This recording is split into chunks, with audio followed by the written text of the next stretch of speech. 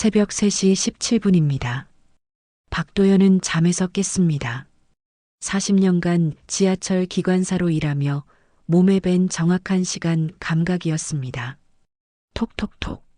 누군가 문을 두드리고 있었습니다. 벨을 누르지 않고 직접 문을 두드리다니요? 아저씨, 지금 당장 아래로 내려오세요. 문 밖에서 여자의 목소리가 들렸습니다. 다급하면서도 낮은 목소리였습니다. 도연은 현관문의 작은 유리창으로 밖을 내다봤습니다. 택배 유니폼을 입은 젊은 여자가 서 있었습니다. 윤서정이라는 이름표가 보였습니다. 하지만 새벽 3시에 택배라니요? 누구시죠? 설명할 시간 없어요. 지금 당장 나오셔야 합니다. 그때였습니다. 도연의 귀에 익숙한 소리가 들렸습니다. 천장 위쪽에서 나는 금속성 소리였습니다. 지하철 기관실에서 수없이 들었던 밸브 소리와 똑같았습니다. 드르륵. 창문 틀이 움직이는 소리도 함께 들렸습니다. 도연의 심장이 빨라졌습니다. 40년간 기관사로 일하며 쌓인 안전 본능이 경고음을 울렸습니다.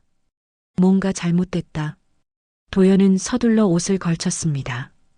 바지 주머니에 아마추어 무선 송신기를 넣었습니다. 은퇴 후 취미로 시작한 장비였는데 오늘따라 필요할 것 같았습니다. 뒷계단으로 가세요. 지금 당장요. 두 사람은 뒷계단을 통해 건물 밖으로 나왔습니다. 골목은 고요했지만 도연은 자신이 살던 다가구 주택 옥상 쪽 조도가 미묘하게 흔들리는 것을 느꼈습니다. 가스 배기구 쪽이군요. 도연이 중얼거렸습니다. 서정이 놀란 표정을 지었습니다. 어떻게 아세요? 40년간 기관차를 몰았습니다. 소리와 빛의 변화를 모르면 큰 사고가 나죠. 24시 카페에 도착하자 서정이 말했습니다. 오늘 밤 위험한 일이 일어날 뻔했어요. 도연은 커피를 한 모금 마셨습니다. 손이 미세하게 떨리고 있었지만 마음은 차분했습니다. 당신은 누구입니까? 내일 모든 걸 설명드릴게요. 새벽이 밝아오고 있었습니다. 무언가 거대한 일이 시작되고 있다는 예감이 들었습니다. 다음 날 오후 도연은 서정과 다시 만났습니다. 서정이 가방에서 신분증을 꺼냈습니다. 보험사 내부조사팀 현장 계약 조사관 윤서정. 도연이 천천히 읽었습니다. 이제 모든 게 이해되기 시작했습니다. 고령자 대상 사고성 사망 사건을 조사하고 계신 거군요. 맞습니다. 최근 몇 달간 이상한 패턴이 계속 발견되고 있어요. 서정이 태블릿을 보여줬습니다. 여러 건의 사고 사례들이 정리되어 있었습니다.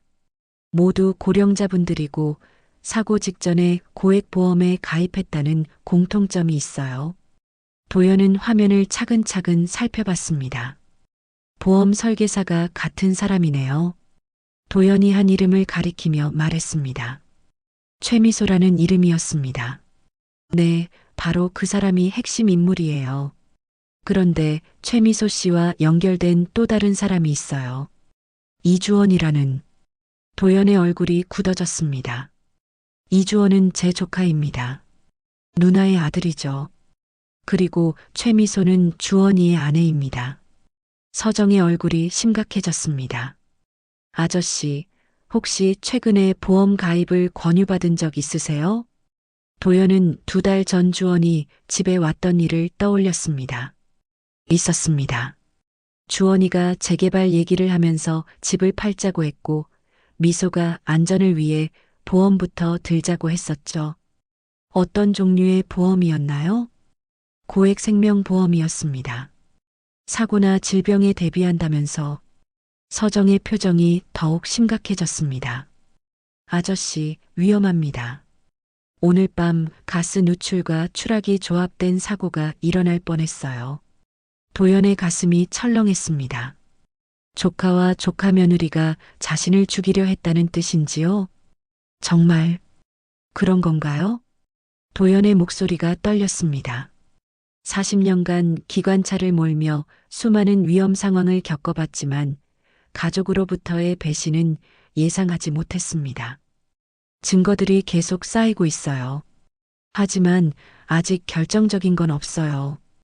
그럼 어떻게 해야 하나요? 일단 안전한 곳에 계세요. 그리고 아저씨의 도움이 필요할 것 같아요. 도연은 고개를 끄덕였습니다. 진실을 밝혀내야 한다는 것만은 확실했습니다. 그날 밤 도연은 잠을 이루지 못했습니다. 조카 주원과 미소에 대한 기억들이 파편처럼 떠올랐습니다. 2달 전 주원이 집에 왔을 때를 떠올려 봤습니다. 삼촌, 이 동네 재개발 들어온다고 하던데 집 팔 생각 없으세요?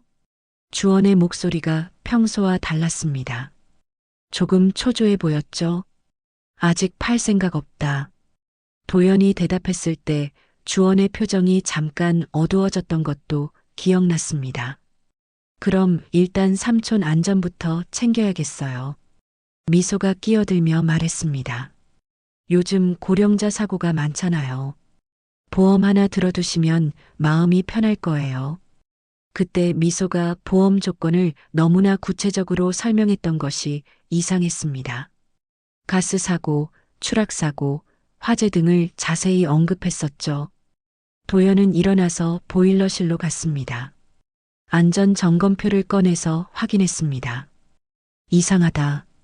어제자 밸브 캡에 작은 긁힌 자국이 있었습니다. 분명히 공구로 인한 자국이었습니다. 누군가 만졌구나. 아내의 장례식 때를 떠올려 봤습니다. 미소가 유독 보험 관련 질문을 많이 했었습니다. 아버님, 어머님 보험금은 언제쯤 나와요? 병원비는 보험에서 다 나오죠? 그때는 며느리가 현실적인 문제를 걱정하는 줄 알았습니다. 하지만 지금 생각해보니 너무 구체적이고 집요했습니다. 도연은 서랍에서 낡은 공책을 꺼냈습니다. 기관사 시절부터 써온 업무 일지였습니다. 이제라도 기록해두자. 도연은 최근의 이상한 일들을 적기 시작했습니다. 주원의 재개발 얘기, 미소의 보험 권유, 밸브 캡에 긁힌 자국, 어젯밤의 금속음. 쓰고 보니 패턴이 보였습니다. 모든 것이 계획적이었다는 것을 알 수 있었습니다.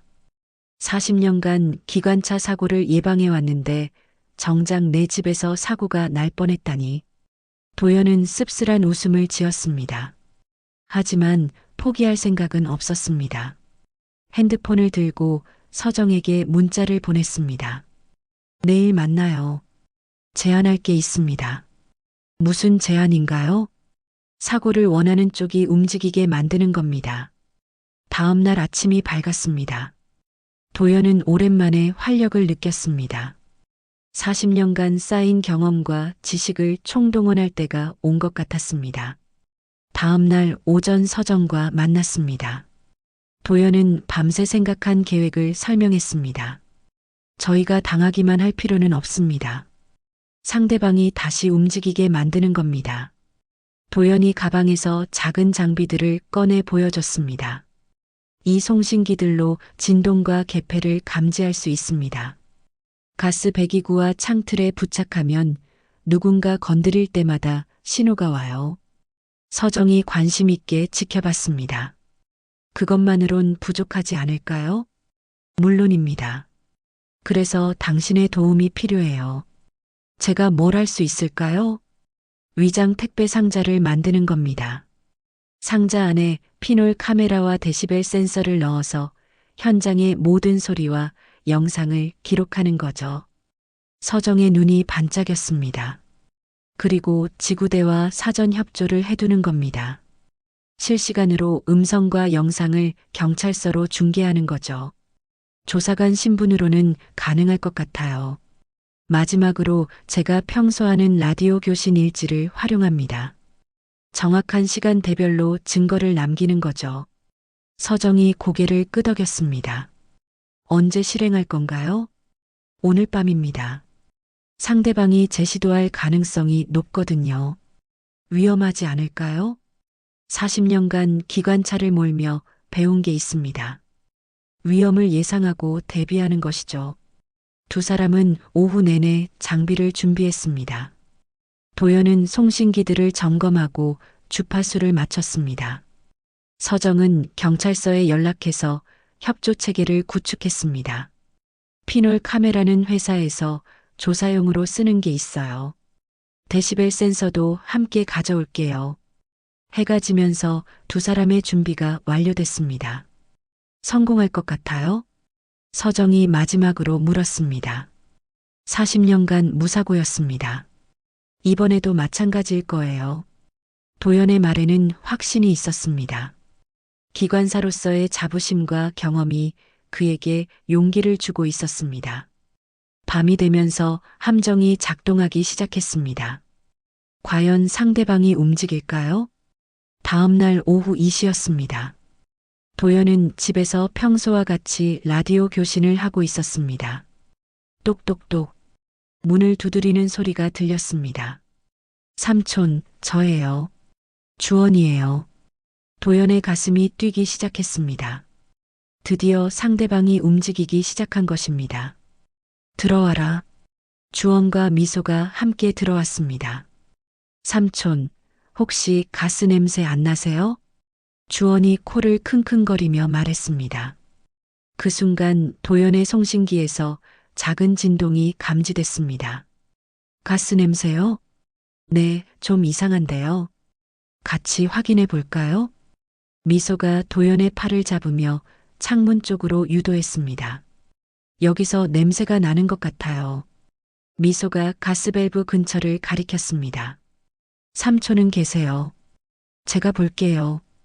주원이 창문 근처로 가면서 무언가를 만지작거렸습니다. 진동 송신기가 또 다른 신호를 보냈습니다. 이 창문 좀 이상한데요? 뭐가 이상한데? 창문이 잘 안 닫혀요. 혹시 바람 불면 위험할 수도 있겠는데요? 미소가 끼어들었습니다. 아이고, 삼촌 머리 어지럽지 않으세요? 가스 냄새 때문에 그럴 수도 있어요. 미소가 가방에서 보온병을 꺼냈습니다. 허브티 좀 드세요. 기분이 나아질 거예요. 도연은 할 수 없이 컵을 받았습니다. 하지만 입에만 대고 실제로는 마시지 않았습니다. 그때 도연의 눈에 창밖 골목에 검은 승용차가 보였습니다. 저 차 누구 거지? 아, 그거 저희 차예요. 주원이 급하게 대답했습니다. 하지만 차 안에 또 다른 사람이 앉아 있는 것을 도연이 놓치지 않았습니다. 그때 도연의 송신기에서 연속된 신호가 들렸습니다. 피놀 카메라와 데시벨 센서, 진동 감지기 모두에서 동시에 신호가 온 것입니다. 도연은 깨달았습니다. 지금이 결정적인 순간이라는 것을 말입니다. 도연이 천천히 일어났습니다. 주원아, 미소야. 도연의 목소리는 평온했지만 날카로웠습니다. 창문 틀을 다시 한번 보자꾸나. 도연이 창문 쪽으로 걸어갔습니다. 창문 틀에 이 긁힌 자국 말이야. 이 자국은 밖에서 안으로 긁힌 거야. 만약 진짜 사고였다면 안에서 밖으로 긁혀야 정상이지. 주원의 얼굴이 하얗게 변했습니다. 40년간 기관차 사고 조사를 해봤어. 진짜 사고와 가짜 사고는 흔적이 다르단다. 그 순간 도연의 송신기에서 세 개의 신호가 동시에 울렸습니다. 가스밸브도 마찬가지야. 어젯밤에 누군가 건드렸지. 공구 자국이 남아있어. 주원이 뒷걸음질 쳤습니다. 비 때문이지. 스타트업 실패하고 빚이 많이 졌다며. 그리고 미소는 보험 설계사로 일하면서 이런 일을 계획한 거고. 미소가 급히 변명했습니다. 증거라도 있어요? 바로 그때 현관문이 열렸습니다. 서정이 경찰관들과 함께 들어왔습니다. 보험사 특수조사팀 윤서정입니다. 살인미수 및 보험사기 미수 현행범으로 체포합니다. 주원이 주저앉았습니다. 삼촌, 미안해요. 정말 미안해요. 주원의 눈에서 눈물이 흘러내렸습니다. 너희가 사용한 모든 방법들이 기록됐어. 서정이 태블릿을 보여줬습니다. 피놀 카메라가 촬영한 밸브 조작 장면, 데시벨 센서가 포착한 금속 마찰음, 진동 센서가 기록한 개폐 타이밍이 모두 들어 있었습니다. 경찰서로 실시간 중계됐고 모든 증거가 확보됐습니다. 경찰관이 수갑을 꺼냈습니다. 이주원, 최미소, 살인미수, 보험사기 미수 혐의로 체포합니다. 주원이 마지막으로 도연을 바라봤습니다. 삼촌, 정말 죄송해요. 도연은 조카에게 마지막 말을 건넸습니다.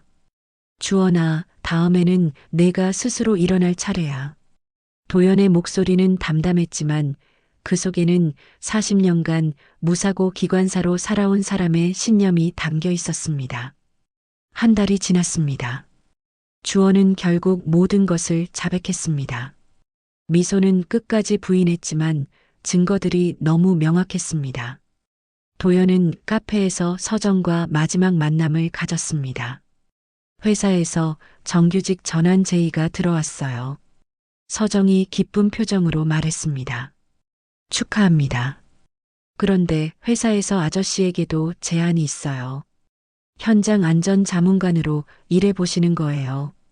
도연은 잠시 생각해 보더니 제안을 수락했습니다. 일주일에 2번씩 보험사에서 현장 안전 자문을 해주는 일이었습니다. 하지만 도연의 진짜 보람은 다른 곳에서 찾았습니다. 동네 어르신들과 함께 HAM 안전 네트워크를 만드는 것이었습니다. 가스 누출이나 화재, 낙상 등의 응급 상황이 발생하면 즉시 신고할 수 있는 시스템입니다. 도연이 동네 어르신들에게 설명했습니다. 이 작은 송신기만 있으면 위급할 때 신호를 보낼 수 있어요. 몇 주 후 첫 번째 성과가 있었습니다. 혼자 사는 할머니가 넘어져서 일어나지 못할 때 안전 네트워크를 통해 즉시 구조됐던 것입니다. 도연 씨 덕분에 큰일 날 뻔한 걸 막았네요. 동네 사람들이 고마워했습니다. 저녁이 되면 도연은 여전히 아마추어 무선으로 교신을 즐겼습니다. 이제는 혼자만의 취미가 아니라 동네 전체의 안전을 지키는 네트워크의 중심이 된 것입니다. 어느 날 밤 무선 교신을 하다가 도연은 생각했습니다. 40년간 지하철에서 승객들의 안전을 지켰는데 이제는 동네 사람들의 안전을 지키는군. 핸드폰이 울렸습니다. 서정에게서 온 문자였습니다. 아저씨, 오늘도 동네가 평안하죠? 도연이 답장을 보냈습니다. 소리는 거짓말을 안 한다고 했잖아요. 그리고 양심도 마찬가지죠. 69세 은퇴 기관사 박도연의 새로운 인생이 시작된 것입니다. 더 이상 지하철이 아닌 동네라는 무대에서 그의 경험과 지식이 사람들의 안전을 지키고 있었습니다.